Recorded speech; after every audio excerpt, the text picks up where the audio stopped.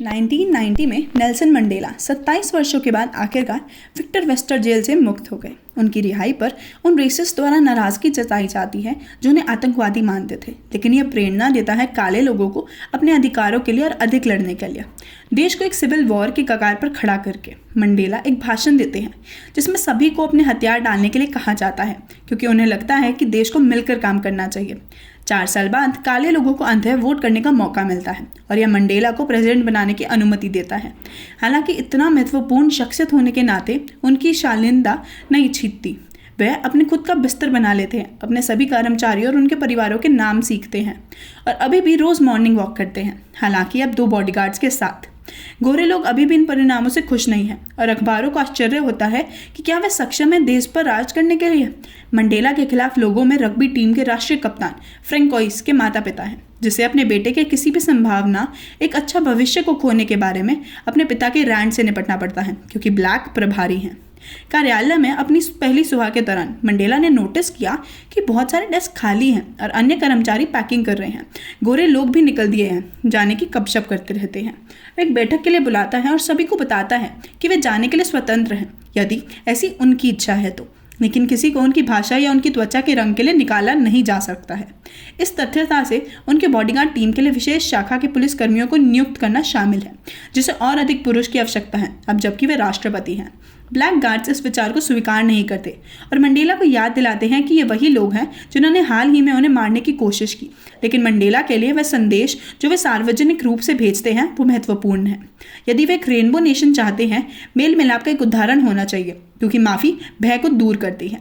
यह विचार अभी भी ब्लैक गार्ड्स द्वारा अच्छी तरह से प्राप्त नहीं हुआ है, लेकिन वो मंडेला जो कहेगा वही करेंगे और वे नए गार्ड्स को सिखाएंगे कि अपने नए राष्ट्रपति की अच्छी देखभाल कैसे करें।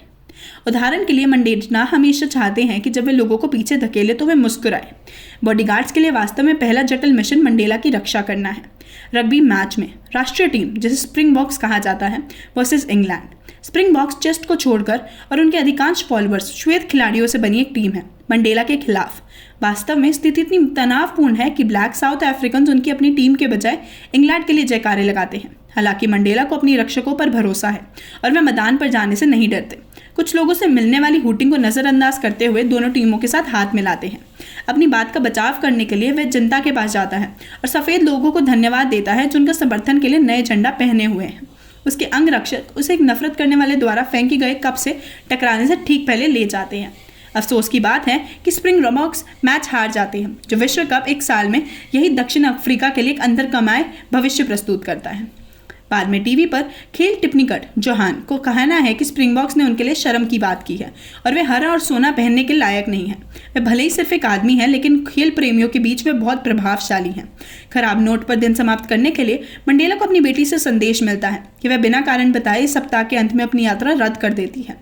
स्प्रिंगबॉक्स को इतनी खराब रोशनी में देखा जा रहा है कि एक गरीब काला लड़का स्वीकार करने से इनकार कर देता है स्प्रिंगबॉक्स जर्सी का दान, क्योंकि अगर वह इसे पहनता है तो उसकी पिटाई हो जाएगी।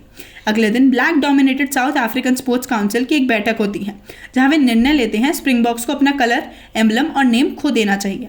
अपने सेक्रेटरी की चेतावनी को अनदेखा करते हुए कि उनकी प्रतिष्ठा के लिए क्या कर सकता है, मंडेला ने फैसला किया काउंसिल की बैठक को बाधित करने का और स्प्रिंगबॉक्स के लिए समर्थन मांगने के लिए भाषण देने का, जिसे वह जेल में अपने अनुभव के साथ समर्थन करता है। उन्होंने उन गोरे लोगों का अध्ययन किया जिन्होंने उन्हें यह जानने के लिए बंद कर दिया था कि उन्हें कैसे हराया जाए, लेकिन अब वे दुश्मन नहीं, उन्हें एक संयुक्त राष्ट्र माना जाता है। अगर वे रग्बी टीम को उनसे दूर ले जाते हैं तो काले लोग साबित कर रहे होंगे कि वो उन्हें जो सैवेज मानते थे वो वही हैं। अंत में केवल एक वोट के अंतर से मंडेला के प्रस्ताव की जीत हुई। दुर्भाग्य से स्प्रिंगबॉक्स अपना अगला मैच भी हार गए। मंडेला ने अपने संदेश के साथ अन्य देशों की यात्रा शुरू की, जिसमें संयुक्त राज्य अमेरिका, जापान और यूएन के लिए एक भाषण है। जब वह लौटता है तो उसकी मॉर्निंग वॉक भी करता है, लेकिन उसका मूड थोड़ा खट्टा हो जाता है जब उसका कोई नए बॉडीगार्ड उससे उसके परिवार के बारे में पूछते हैं।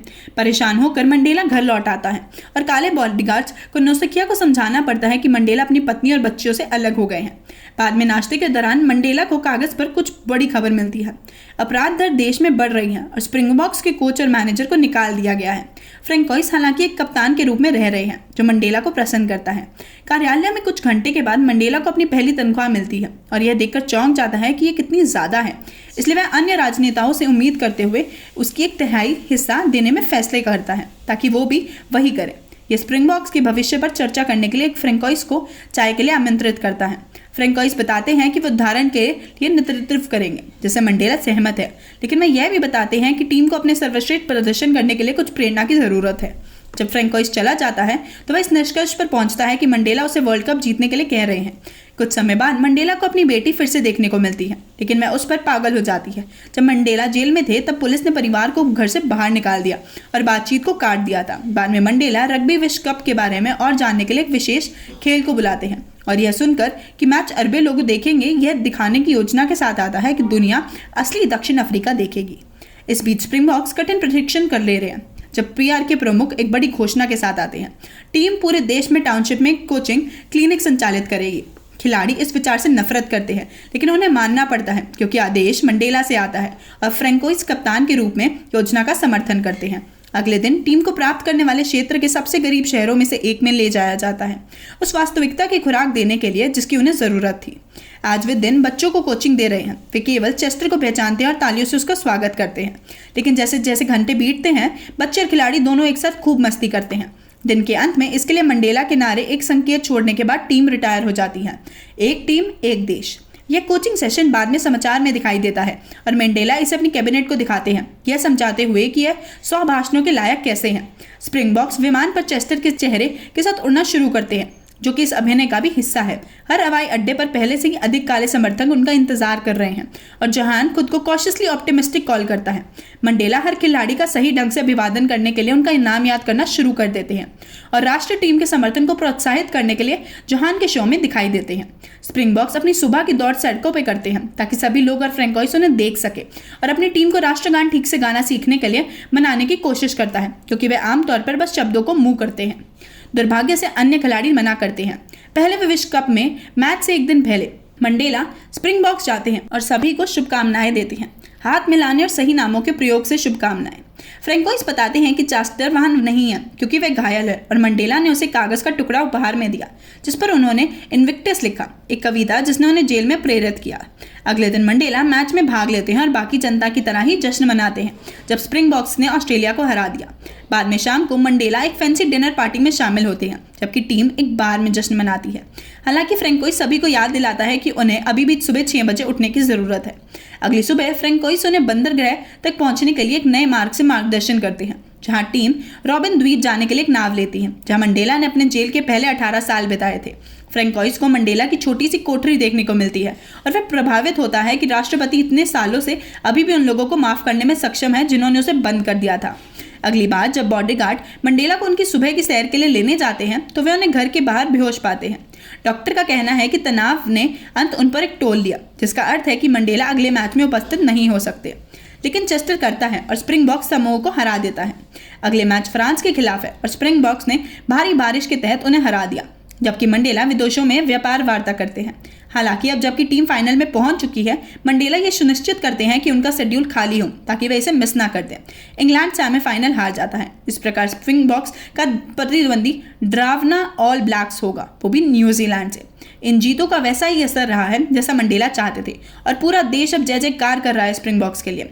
छोटे इशारों में भी दिख सकता है इफेक्ट। मंडेला के बॉडीगार्ड्स ने आना शुरू कर दिया, एक साथ रग्बी खेलते हैं, उन्हें ठंडे अविश्वास के पीछे छोड़ देते हैं और जब फ्रेंकोइस को टिकट मिलता है अपने परिवार के लिए, वे काली नौकरानी के लिए भी शामिल हैं।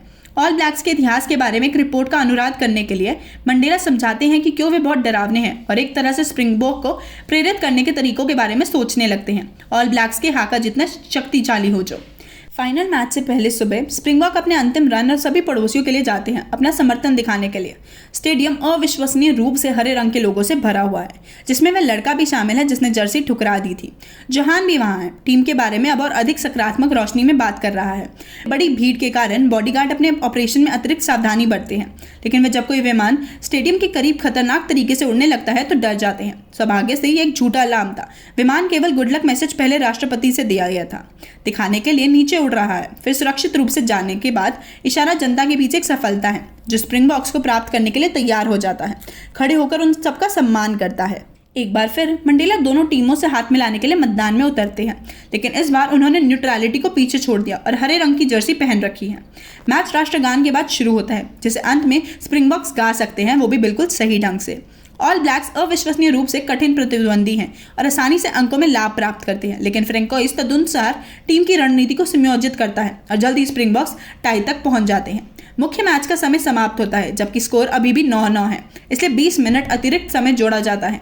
हर कोई थका हुआ है, लेकिन फिर भी वे अपनी पूरी कोशिश करते हैं और अंत से 5 मिनट पहले स्प्रिंगबॉक्स स्कोर को अपने पक्ष में मोड़ने का प्रबंधन करता है। फिर वे शेष समय अपने पक्ष का बचाव करने में लगाते हैं, जो सही रणनीति साबित होती है। रेफरी मैच खत्म करता है, स्प्रिंगबॉक्स को नए विश्व चैंपियन घोषित करता है। पूरा देश इस जीत का जश्न मनाता है और जो भी उनके बगल में खड़ा होता है उसे ढेर सारे लोग गले लगाते हैं, बिना त्वचा की परवाह करे। यह मंडेला ही है जो फ्रैंकोइस को विशाल ट्रॉफी देते हैं और वे हाथ मिलाते हैं। उन्होंने अपने देश के लिए जो किया है उसके लिए एक दूसरे को धन्यवाद देते हैं।